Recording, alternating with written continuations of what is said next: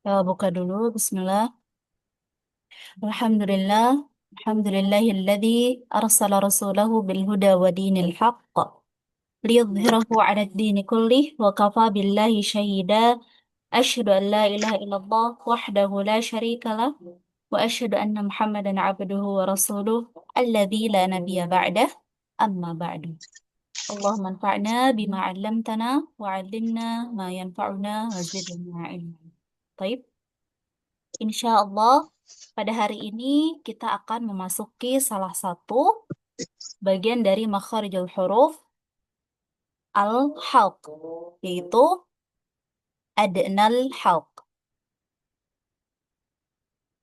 atau tenggorokan bagian atas. Ya, ini Ana di sini tipe nulisnya gagian. Ini yang betul bagian. Ya, adnal halq artinya tenggorokan bagian atas. Nah, adnal halq itu hurufnya ada dua, yaitu ada huruf ghain dan huruf kha.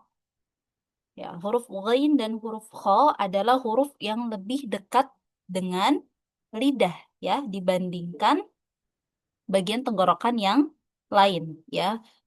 Dibandingkan bagian tenggorokan aqsal halq atau wasatul halq, adnal halq ini adalah bagian tenggorokan yang paling dekat dengan lidah. Sekarang coba kita perhatikan ya gambaran tempat keluarnya huruf kha dan ghain. Nah, di sini ini adalah tempat keluarnya huruf kha dan ghain ya, yang paling atas ini. Tempat keluarnya huruf kha dan ghain.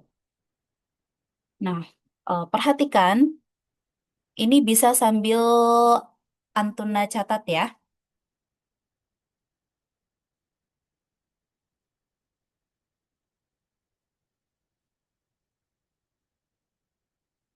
Baik, perhatikan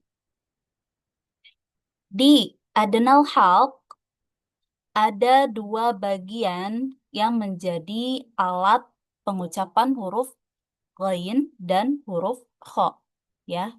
Ada dua bagian yang menjadi alat pengucapan huruf ghain dan huruf kha. Bagiannya apa aja?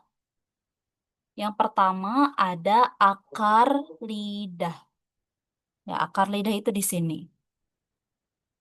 Ya, ini namanya akar lidah. Ya, pokoknya sekitar sini. Ya, akar lidah. Di bagian akar lidah.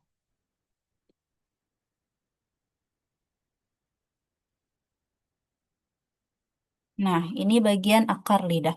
Kemudian yang kedua, ada bagian langit-langit mulut yang lunak.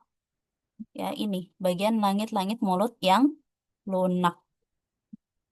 Ya, jadi ada dua alat untuk mengucapkan huruf ghain dan huruf kha. Yang pertama ada akar lidah, yang kedua ada bagian langit-langit mulut yang lunak. Ya, ada akar lidah, ada bagian langit-langit mulut yang lunak. Ya, bagian langit-langit mulut yang lunak itu di sini. Ya, atau kalau antuna raba ya pakai tangan, ya coba sekarang antuna raba pakai tangan. Raba langit-langit mulut antuna. Yang di bagian depan sampai bagian tengah, itu yang ini nih, bagian depan sampai bagian tengah, ini adalah langit-langit yang keras ya. Dia langit-langit mulut yang keras. Nah, kemudian dari setelahnya ya sampai sini, ya dari sini sampai sini ini adalah bagian langit-langit mulut yang lunak. Ya, kalau yang tadi di depan ada bagian langit-langit mulut yang keras, kalau yang belakang ini ada yang lunak ya. Antuna bisa raba pakai tangan Antuna itu kerasa. Kalau yang depan sama yang tengah itu yang keras, yang belakang itu yang lunak. Nah, kalau bagian ghain dan kha itu bagian langit-langit mulut yang lunaknya tapi paling belakang, ya, paling bawah, paling dalam. Ya, di sebelah sini nih yang ana lingkari di sini. Ya, itu dua alat untuk mengucapkan huruf ghain dan huruf kho.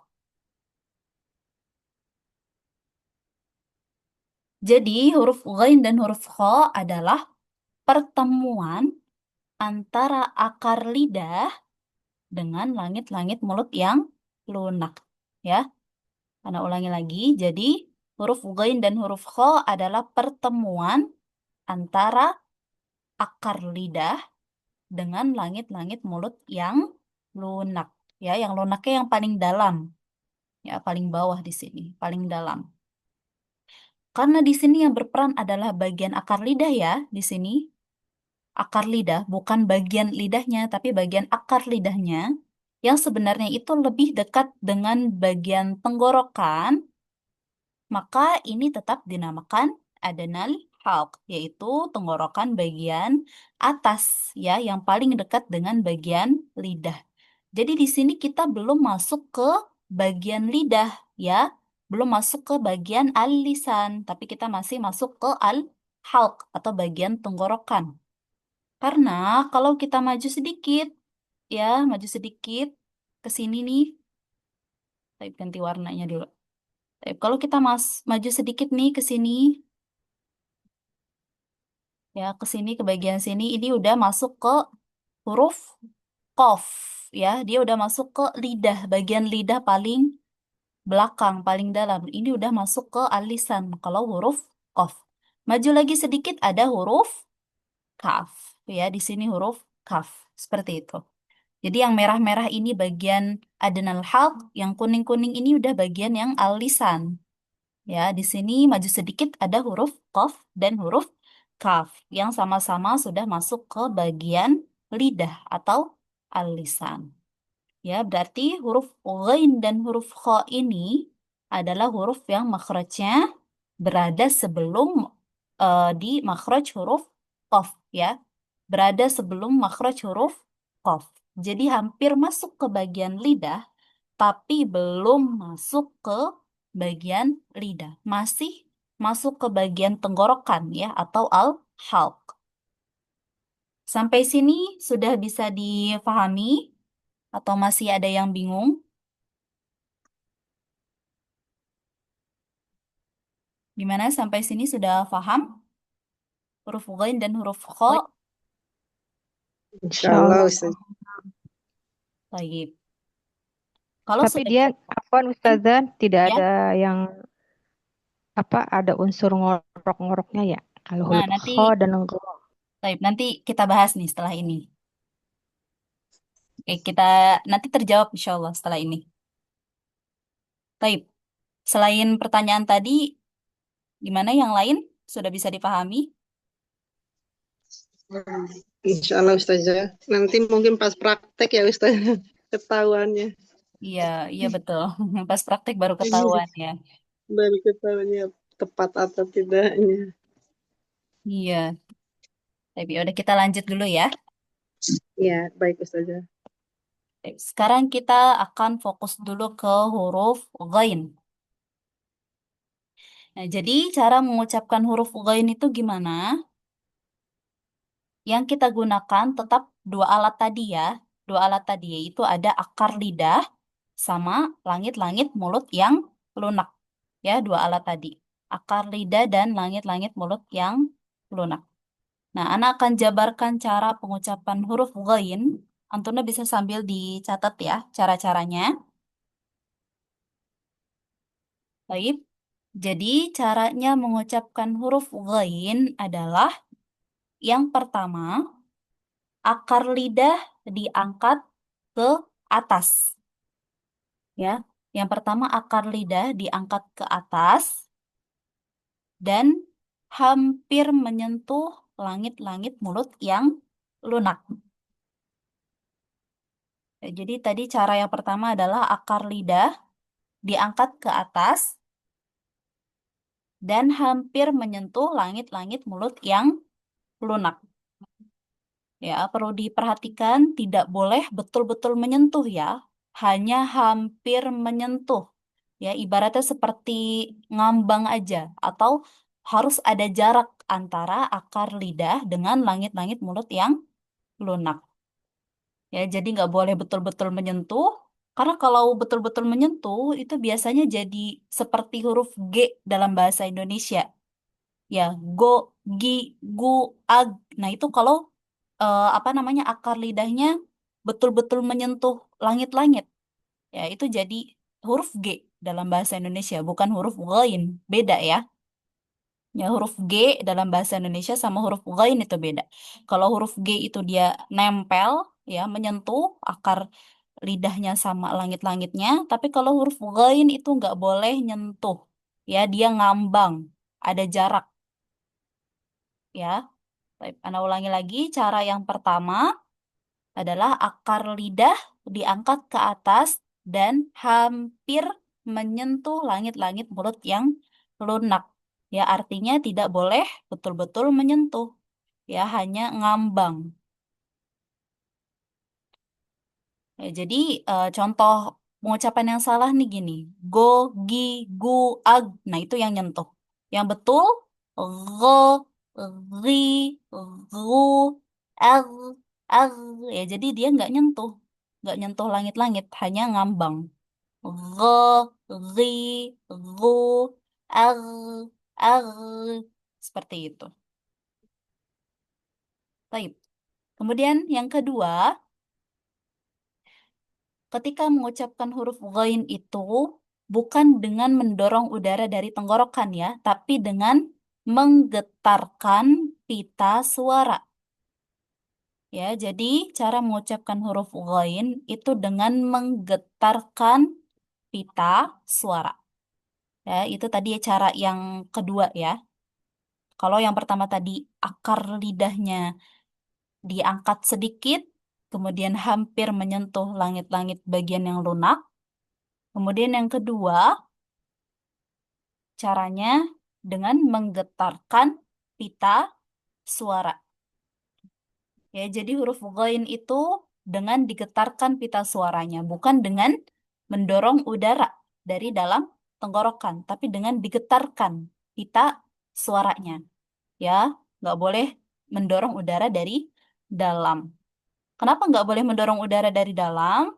Karena huruf ghain itu tidak memiliki sifat hames. Ya, kalau Antuna yang sudah belajar sifatul huruf, huruf ghain itu tidak memiliki sifat hames atau tidak punya sifat mengeluarkan udara atau angin. Ya, jadi cara yang benar adalah dengan menggetarkan pita suara, bukan dengan mendorong udara dari dalam. Jadi huruf ghain nggak boleh keluar angin. Ya, huruf ghain nggak boleh keluar udara karena dia bukan sifat hames. Ya, bukan huruf yang punya sifat hames. Baik, itu cara yang kedua tadi ya. Cara yang kedua adalah dengan menggetarkan pita suara.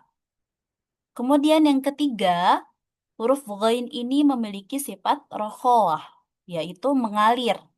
Ya, jadi cara membacanya harus dialirkan, tidak boleh dipantulkan.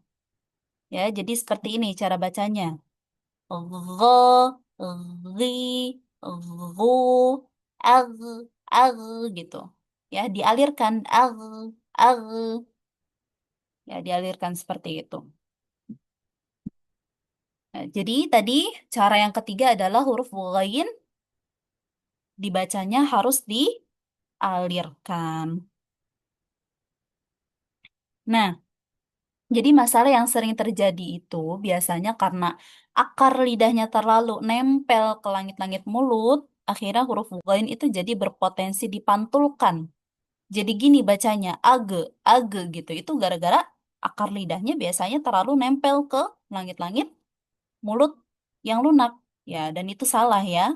Jadi nggak boleh dipantul, age gitu. Itu biasanya karena nempel.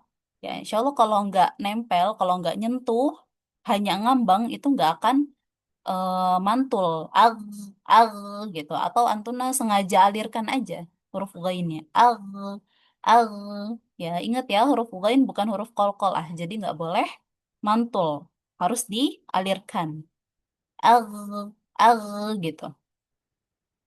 Baik, kita ulang sekali lagi ya. Jadi huruf ghain itu letak makhrajnya ada di mana? Ada di adenal halq atau Oke. tenggorokan bagian, Bagian atas. iya betul, tenggorokan bagian atas. Kemudian cara mengucapkan huruf ghain. Caranya adalah yang pertama, akar lidah diangkat dan hampir menyentuh langit-langit mulut yang lunak. Ya, nggak boleh betul-betul nyentuh ya, tapi hampir menyentuh langit-langit mulut yang lunak. Jadi ngambang. Kemudian yang kedua,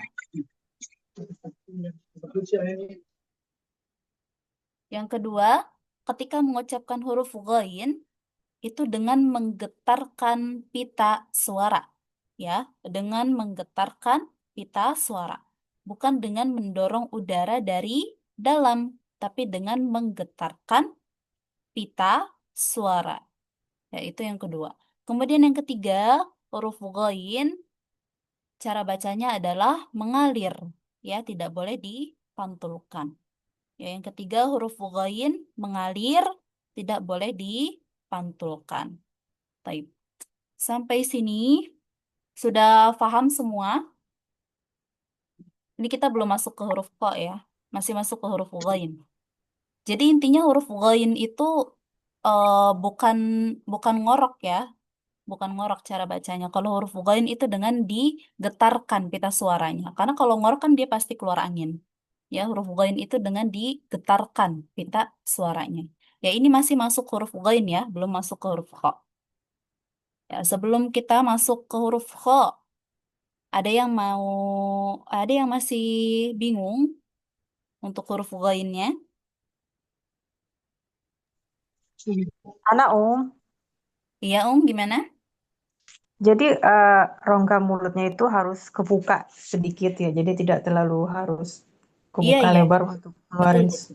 Betul. Tidak boleh Oh terlalu iya. lebar, betul. Nah, Mustaga. Baik. Ada lagi yang masih bingung?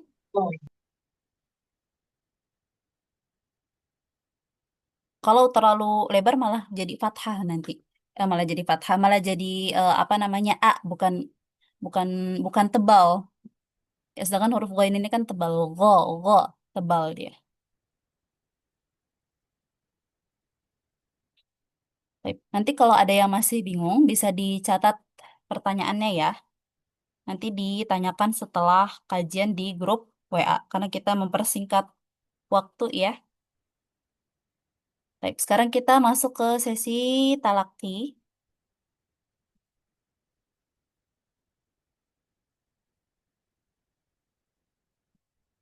Baik, Ana bacakan. Nanti Antuna ikuti ya. Ini kita pertama huruf ghainnya dulu ya, yang di bawah. Baru nanti huruf kho. Ghagiru ag.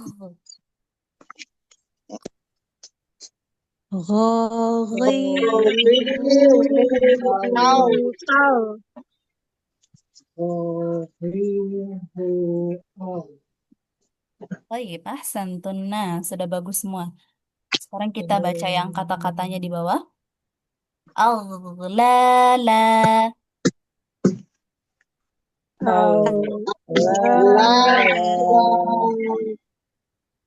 Baik. Gulfun.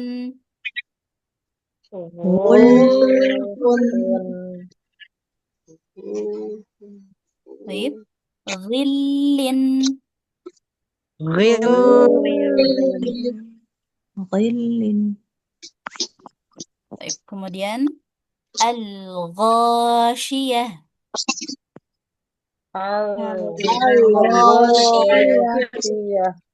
Baik. Ya, perlu diperhatikan juga untuk huruf ghain, jangan sampai kita terlalu maju apa namanya ke langit-langit yang agak ke depan atau terlalu ke huruf qaf. Ya, misalnya gini, ghi, gimana ya? Eh, Qi gitu, qi gitu. Malah jadi kedengarannya seperti huruf qaf gitu. Itu jangan sampai. Ya, jadi Antona juga harus perhatikan nempelnya itu ke langit-langit yang paling dalam ya, bagian lunak yang paling dalam. Karena kalau maju sedikit, udah masuk ke huruf qaf. Ya mungkin nanti akan kerasa kalau apa namanya di sesi tahsin ya, antara masuk ke huruf qaf atau enggaknya. Baik, sekarang kita masuk dulu ya ke huruf kha. Kita masuk ke huruf kha. Ya, Antuna bisa sambil dicatat. Nah, jadi cara mengucapkan huruf kha itu hampir sama seperti huruf ghain tadi. Ya, sama-sama ada dua alat yang berperan dalam pengucapannya, yaitu ada akar lidah yang ini dan ada langit-langit mulut yang lunak. Nah, di sini anak akan menjabarkan lagi ya cara mengucapkan huruf kha. Antuna bisa sambil catat lagi. Jadi, cara mengucapkan huruf kha yaitu tadi hampir mirip seperti huruf ghain, tapi ada perbedaannya. Baik, jadi cara pengucapan huruf kha adalah yang pertama, akar lidah diangkat dan hampir menyentuh langit-langit mulut yang lunak. Ya, sama seperti huruf ghain tadi ya. Sama-sama akar lidah diangkat dan hampir menyentuh langit-langit mulut yang lunak. Kemudian yang kedua, cara mengucapkan huruf kha itu dengan mendorong udara dari dalam tenggorokan. Ya, kalau tadi huruf ghain nggak boleh mendorong udara dari dalam tenggorokan, kalau huruf kha itu justru harus mendorong udara dari dalam tenggorokan. Atau bahasa mudahnya mungkin agak mengeluarkan suara ngorok sedikit. Ya, kha, kha, ya dia jadi dorong udara dari dalam tenggorokan. Yaitu untuk huruf kha. Ya, jadi dia agak apa namanya mengeluarkan suara ngorok sedikit. Kho, kho, ah, ah, ya.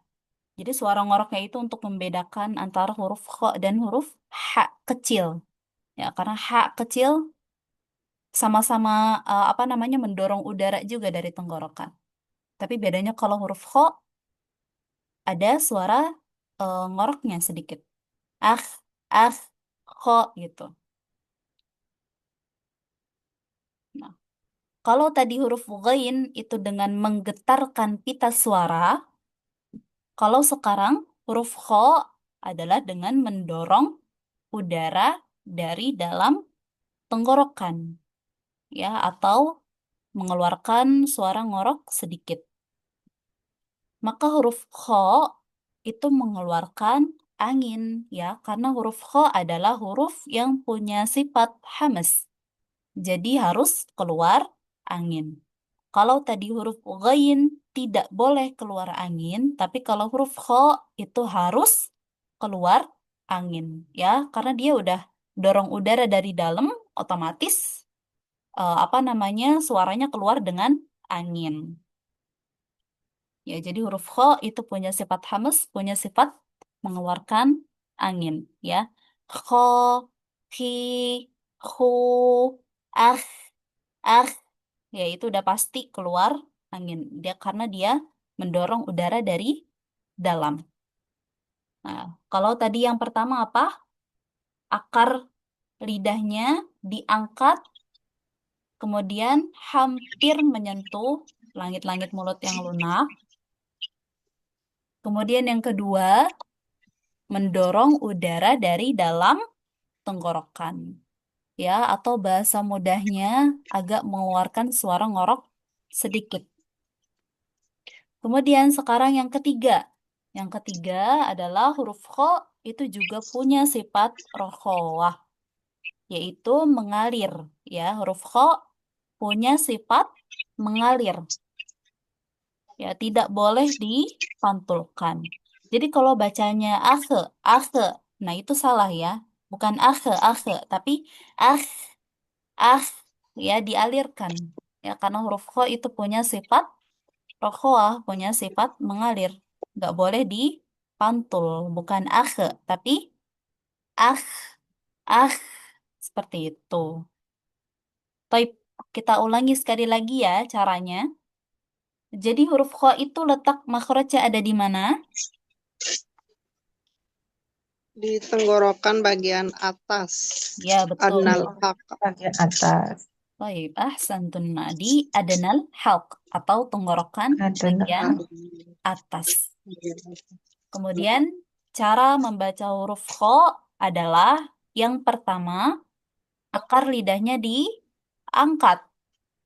Kemudian hampir menyentuh langit-langit mulut yang lunak. Ya, kemudian yang kedua mendorong udara dari dalam atau agak mengeluarkan suara ngorok sedikit. Kemudian yang ketiga, huruf kho itu harus dialirkan, tidak boleh dipantulkan. Ya, tidak boleh itu salah. Yang betul akh, ya dialirkan. Taib. Sampai huruf kho, ada yang masih bingung? Insyaallah Ustazah. Taib, insya Allah paham ya. Untuk materinya dulu, setidaknya paham dulu. Taib. Kita talaki ya untuk huruf kho-nya. Baik, Ana bacakan, nanti Antuna ikuti.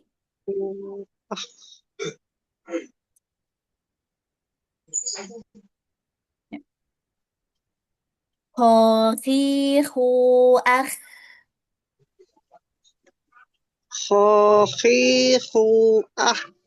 Ah. Ah. Taib, ulangi lagi. Ho, Oh, fi, hu, akh. oh, Khi, khu, ah. Taib. Kemudian kata-kata yang di bawah. Akhbarun. Ah. Baru. Baik, ingat ya, dialirkan, nggak boleh mantul. Akhbarun. Ah. Baru. Baik, jangan nah itu, nya itu, jangan sampai keluar. Akhbarun.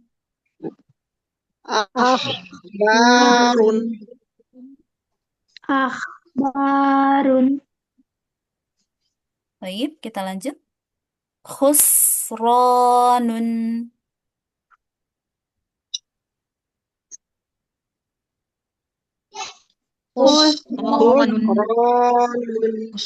Khusranun. Baik, lanjut. Akhiroha.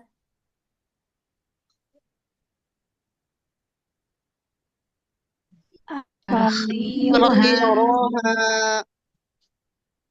Baik, lanjut. Khairun. Khairun. Baik. Kita ulang lagi huruf ghainnya ya. Ghiru agh. Ghiru au. Ya, huruf ghain sama, nggak boleh mantul juga. Agh. Au. Au. Sambil tangannya di depan mulut. Nggak boleh keluar angin. Au. Ghiru agh. Ghiru au. Baik, keluar angin nggak? Tidak Ustazah. Ya, kalau misalkan cuman apa namanya sedikit itu keluar suaranya aja berarti bukan keluar angin. Ya, nggak apa-apa. Ya, harus nggak boleh keluar angin ya. Kalau sedikit aja nggak apa-apa. Baik, tadi kalau huruf kho itu caranya gimana? Dengan mengeluarkan udara dengan mendorong, dengan mendorong udara dari dalam tenggorokan. Udara dari dalam tenggorokan. Nah, bedanya kalau huruf ghain gimana?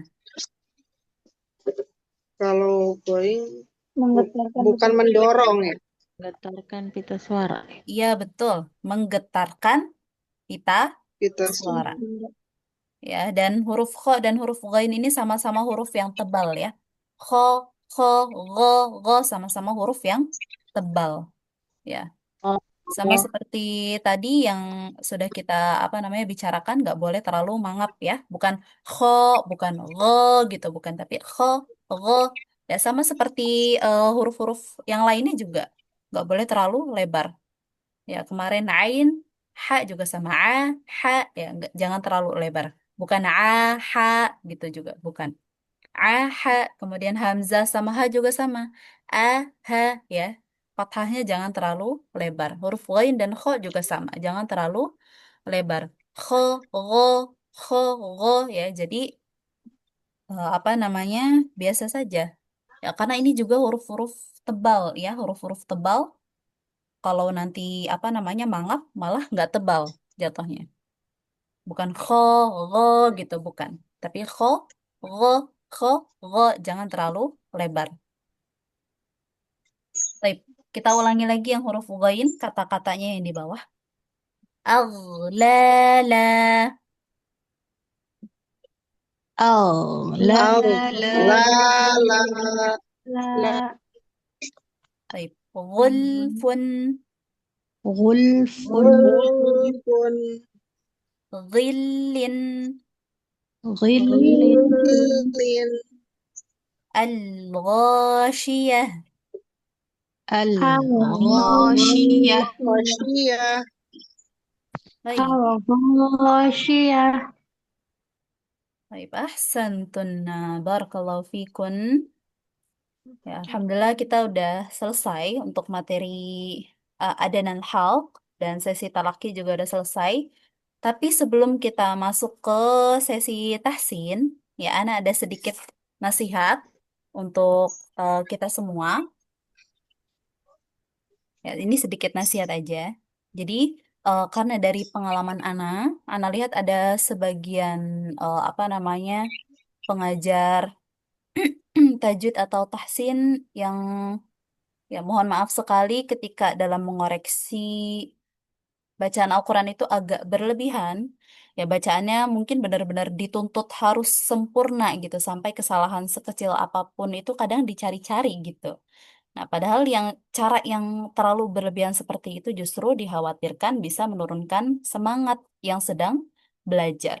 Nah, karena ngerasa serba salah nanti ya, takut keliru dan akhirnya malah nggak menikmati proses belajar membaca Al-Quran. Ya, mungkin saja di sini ada yang juga pernah merasakan seperti itu. Nggak apa-apa ya, wajar banget perasaan seperti itu. Nah, dari sini anak ingin sampaikan kepada kita semua bahwa belajar makharijul huruf itu tuh memang sangat-sangat penting ya, memang sangat penting karena kalau kita salah nih dalam pengucapan satu huruf, ya sampai terdengar seperti huruf lain, ya misalnya kita mau baca huruf ghain harusnya yang digetarkan itu pita suaranya, tapi bunyinya malah seperti huruf kho karena dia bukan getarin pita suara, tapi ngeluarin, mendorong udara gitu, malah ngorok gitu, malah ngeluarin udara, bukannya menggetarkan pita suara. Nah itu kan huruf ghain jadi huruf kho. Ya, kalau caranya salah membacanya, nah itu bisa mengubah arti dalam Al-Quran, ya karena otomatis jadi berubah hurufnya ya, yang tadinya harusnya huruf ghain, tapi karena dibacanya seperti huruf kho, jadi huruf kho, ya berubah apa namanya hurufnya. Sedangkan kalau dalam bahasa Al-Quran, yaitu bahasa Arab, itu beda satu huruf aja, udah beda arti, udah bisa berubah maknanya. Nah, maka dari itu, belajar makharijul huruf dan hukum tajwid yang lainnya itu sangat amat penting. Tapi, walaupun penting, jangan sampai justru menyulitkan diri kita sendiri. Ya, jadi jangan sampai kita membaca Al-Quran itu dengan perasaan harus sempurna nih, harus benar semua pokoknya gitu. Jangan sampai ya, sampai akhirnya malah kita jadi merasa tegang, takut salah, atau bahkan apa namanya bisa menurunkan semangat kita dalam belajar tajwid atau dalam membaca Al-Quran. Ya, jadi dalam belajar tajwid yang paling penting itu adalah usaha. Ya, kita sudah berusaha belajar makharijul huruf, ya, atau tempat keluarnya huruf, atau berusaha menerapkan hukum-hukum tajwid yang sudah dipelajari yang lainnya. Kalau ternyata eh, ada yang merasa belum sanggup sempurna, tapi kita terus berusaha dan terus latihan, itu jauh lebih baik daripada memaksakan bacaan kita harus sempurna. Ya, karena setiap orang itu berbeda-beda ya. Mulut kita itu berbeda-beda. Bentuk gigi kita berbeda-beda ya. Bentuk gigi itu apa namanya bisa jadi salah satu penyebab juga ketika mengucapkan huruf hijaiyah bunyinya bisa beda-beda. Kemudian latar belakang kita juga beda. Ya, mungkin ada yang dari suku Jawa, suku Sunda, Sumatera, Betawi, dan sebagainya yang punya bahasa daerah masing-masing, yang mungkin sejak kecil juga udah terbiasa sama logat bahasa daerahnya masing-masing. Nah, kebiasaan bahasa apa namanya bahasa daerah itu bahasa sehari-hari kita dalam komunikasi sama orang lain itu juga terkadang buat kita jadi kesulitan membaca Al-Quran, ya, karena kita harus menyesuaikan makharijul huruf yang benar nih dalam bahasa Arab. Ya, ibaratnya ketika kita membaca Al-Quran itu kita sedang baca bahasa yang berbeda gitu. Ya, biasanya kita sehari-hari bacanya bahasa Indonesia, tapi kalau membaca Al-Quran kita apa namanya membaca bahasa Arab, ya, bukan bahasa Indonesia lagi, bukan bahasa daerah lagi. Ya, dan pastinya itu kefasihan dalam membacanya juga berbeda. Ya, dan itu wajar ya, bukan sesuatu yang harus ditakuti. Jadi dalam belajar tajwid itu nggak harus sempurna ya, yang penting berusaha dan terus latihan. Di sini kita belajar bareng-bareng, ya Ana akan koreksi sesuai kemampuan Antuna. Kalau menurut Ana bacaan Antuna sudah pas, sudah apa namanya betul sesuai sama apa namanya hukum tajwidnya ya sudah. Ya, kalau mungkin masih ada yang kurang, itu Ana pasti akan menyarankan Antuna untuk latihan sendiri. Ya, Ana akan koreksi. Kemudian kalau memang masih apa namanya masih sulit, itu Ana akan selalu saranin Antuna untuk latihan sendiri. Jadi Ana nggak akan memaksa Antuna untuk sempurna bacaannya gitu. Pas dikoreksi harus sampai sempurna baru udahan gitu. Enggak. Ya, Ana nggak akan memaksa Antuna untuk sempurna bacaannya. Jadi kalau mungkin Antuna ada yang bilang, anak kurang greget nih dalam koreksi bacaan, itu karena anak menyesuaikan apa namanya dengan kemampuan Antuna masing-masing. Ya, jadi anak nggak akan maksa harus sempurna bacaannya. Ya, anak juga nggak akan mencari celah-celah sepele gitu. Misalkan bacaannya kesalahannya masih bisa ditoleransi ya nggak apa-apa gitu. Anak akan biarkan gitu, nggak akan anak cari-cari kesalahannya gitu. Kalau kesalahannya sepele, masih bisa ditoleransi, itu nggak apa-apa. Ya, jadi belajar tajwid itu nggak perlu hulu, nggak perlu berlebihan, dan nggak harus sempurna. Ya, cukup sesuaikan dengan kemampuan masing-masing. Ya, yang penting Antuna sudah berusaha, sudah sering dilatih juga ketika membaca Al-Quran di rumah. Dan untuk yang masih kurang, Ana pasti akan selalu sarankan Antuna untuk latihan sendiri, ya, latihan pelan-pelan di rumah. Ya, Ana nggak akan maksa Antuna untuk sempurna bacaannya, ya, karena belajar tajwid itu bukan tentang menyempurnakan bacaan, bukan, ya, tapi tentang memperbaiki bacaan. Namanya juga tahsin, tahsin itu memperbaiki, bukan menyempurnakan. Ya, mungkin yang dulu bacaannya masih berantakan, sekarang sudah mulai diperbaiki, ya, itu apa namanya sudah lebih dari cukup, ya, udah luar biasa. Ya, jadi jangan fokus ke kesempurnaan bacaan, tapi fokus ke usaha dan fokusnya ke memperbaiki bacaan. Ya, seperti itu. Toib, sudah 8:30. Bagaimana kira-kira mau tahsin sekarang atau mau dilempar ke pertemuan berikutnya aja? Sekarang aja Ustazah.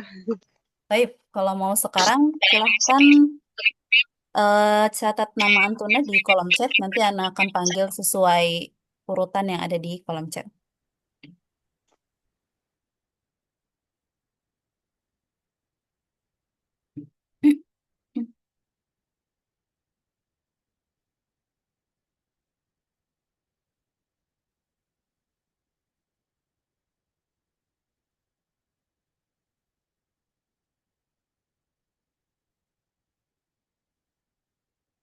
Baik, sebentar ya. Nah, tutup